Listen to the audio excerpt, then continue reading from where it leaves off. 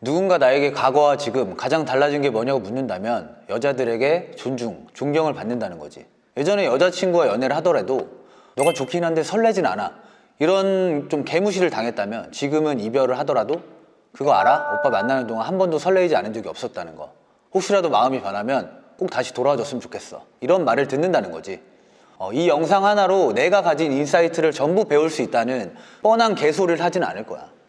초보가 왕초보를 가르치는 그런 시대에 살고 있지만 최소한 난 그런 사람은 아니니까. 하지만 한 가지는 확실하게 말해줄 수가 있어. 자기가 최고라면서 잘하는 척하는 자칭 전문가 애송이들도 사실은 형 영상 몰래 훔쳐보면서 배워간다는 사실. 이 영상을 클릭한 너의 안목과 통찰력을 칭찬해줘도 된다는 소리야. 그러니까 애정과 사랑을 내려치기 당했던 남자들, 과거에 나랑 너무나도 닮은 현재의 너에게 보내는 선물로 오늘 영상도 어렵지 않게 준비해봤어. 첫 번째, 다른 여자를 만날 능력이 있는 남자. 지금은 내가 좀 많이 유해지고 부드러워졌는데 몇 년 전만 해도 소위 말하는 나쁜 남자의 끝판왕, 여자들이 욕하는 그런 남자였거든. 쑥스러운 과거지만 기억나는 일을 좀 말해줄게.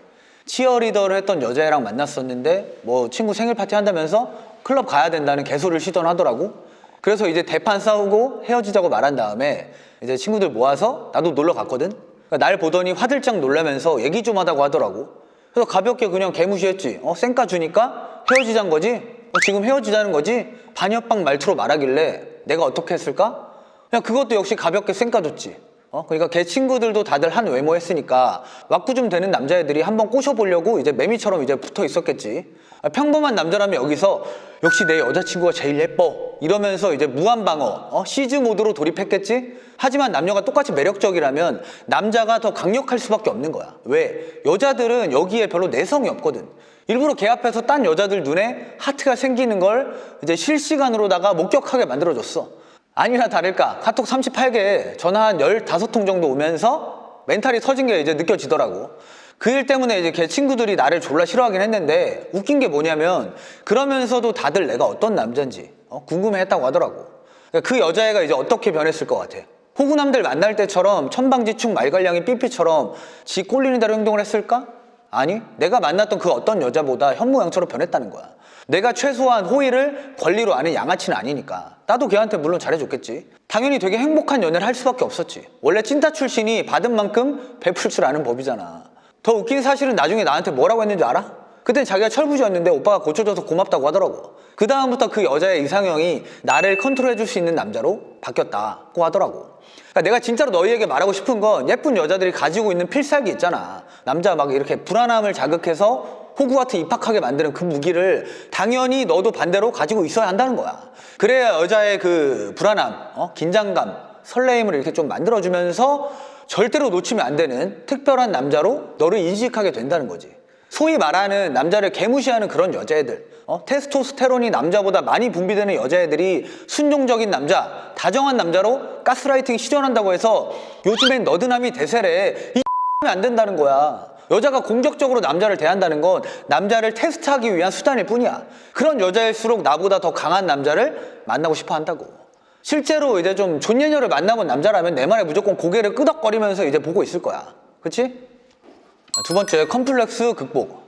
연애 강사들이 이런 말을 자주 하더라고. 여자 꼬시는데 좋은 차는 필요 없어요. 왁구는 별로 중요하지 않습니다. 매력만 갖추면 모든 여자를 다 꼬실 수 있어요. 이런 강의파리 새끼들 말 믿으면 그냥 존망한다고 말해주고 싶어. 매력에 있어서 가장 중요하다고 생각되는 단 한 가지를 꼽자면 주저하지 않고 자신감을 선택할 거야. 왜? 자신감이 있어야 자신만의 프레임이 구축되고 여자가 끌려오면서 남자로서 매력을 느끼게 되거든. 99%의 사람들은 자기 합리화를 해. 내가 인기가 없는 게 비싼 차가 없어서, 얼굴이 못생겨서, 살이 쪄서, 돈이 없어서 그렇다면 핑계를 대. 그런 친구들에게 꼭 말해주고 싶은 건 무조건 매력을 키우라는 뻔한 얘기보다는 우선 너가 가진 컴플렉스를 극복해 보라는 거야. 차가 없으면 차를 사고 돈이 없으면 돈을 벌고 몸이 구리면 식스팩을 한 번이라도 만들어 보라는 거지. 컴플렉스가 반대로 자신감의 원천으로 바뀌게 되면서 전보다 확실하게 여자들이 더 잘 꼬셔진다는 느낌을 분명 받게 될 거라고. 컴플렉스가 해결이 되면서 결핍에서 좀 벗어나고 순간적으로 자신감이 이제 만땅이 되거든. 근데 웃긴 게 뭔지 알아? 한 달 정도 지나잖아? 그럼 다시 원래 네 모습으로 회귀하게 될 거야. 눈높이가 올라온 만큼 금방 또 다른 게 부족하다고 느낄 거거든. 그러니까 다시 결핍 상태로 돌아온다는 거지. 이 테크트리 한 3번 정도 겪다 보면 결국에는 객관적인 어떤 조건보다는 나의 주관적인 상태가 가장 중요하다는 걸 확실하게 깨달을 수 있을 거야. 그때 가서 77을 배워도 늦지 않으니까 우선 컴플렉스를 정면으로 극복해보라는 말을 꼭 해주고 싶어. 자, 3번째, 잘 보이려고 노력하지 않는다.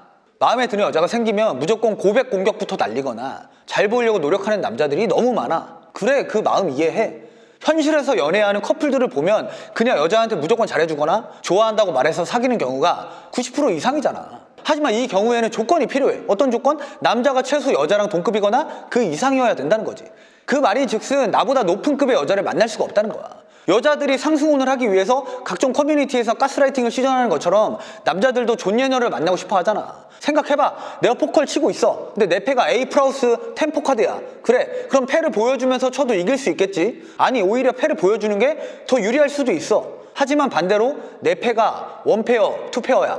그럼 패를 먼저 보여줘야겠어요? 말해야겠어요? 근데 왜 네 마음을 먼저 보여주지 못해서 안달이 났냐는 거지. 제발 스스로를 뻔한 남자로 만들지 마.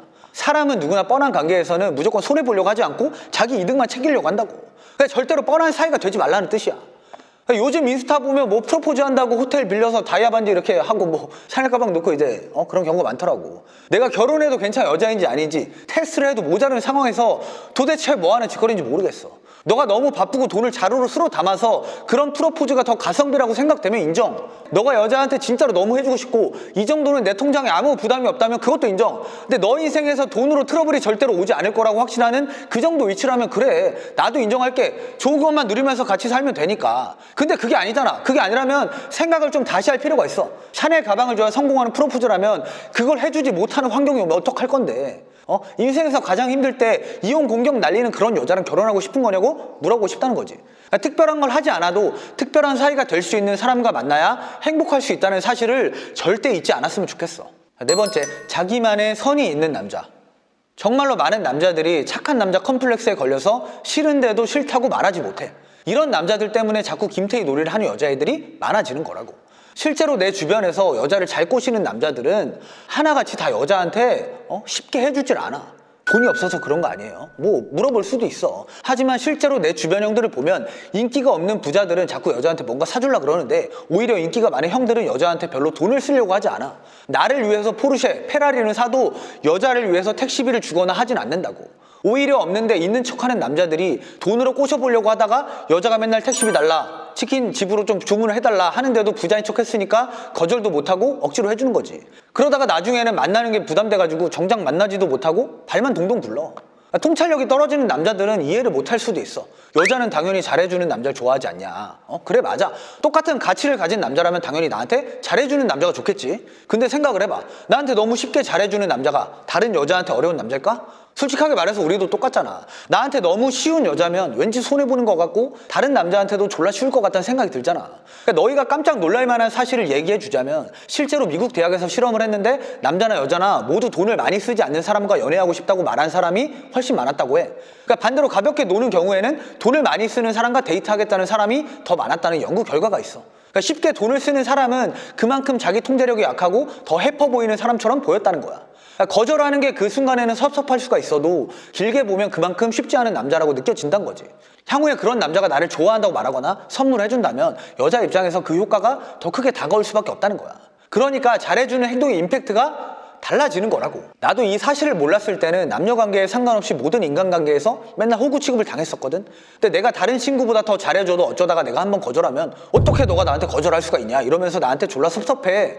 반면에 항상 선을 잘 지키는 친구가 거절을 하면 아무도 섭섭해하지 않았을 뿐더러 어쩌다가 한번 부탁을 들어주면 되게 고마워하더라고. 그러니까 내 호의와 애정을 더 가치 있게 만들어야 한다는 말이야. 단순히 여자가 마음에 든다고 해서 거절한다고 싫어하면 어떡하지? 무작정 걱정하지 말고 남녀관계에서는 내가 어떤 사람으로 보이는지가 훨씬 더 중요하다. 이런 생각으로 접근을 해야 돼. 알았지? 오늘 알려주는 이 4가지만 잘 지켜줘도 여자가 나를 대하는 게 달라진다는 걸 확실하게 이제 피부로 체감을 할 수 있을 거야. 그러니까 여자한테 존중을 받는 건 선택사항이 아니라 필수사항이라는 걸 명심해야 돼. 여자는 남자를 어려워할 때, 함부로 대할 수 없을 때 더 소중하게 느끼게 되고 결과적으로 더 행복한 사이가 될 수밖에 없다는 거지. 오늘 영상 2번, 3번 반복해서 보면서 꼭 숙지하도록 해. 정말 중요한 내용이니까. 괜히 여자들이 항상 이상형으로 존경할 수 있는 남자를 꼽는 게 아니야. 알겠지?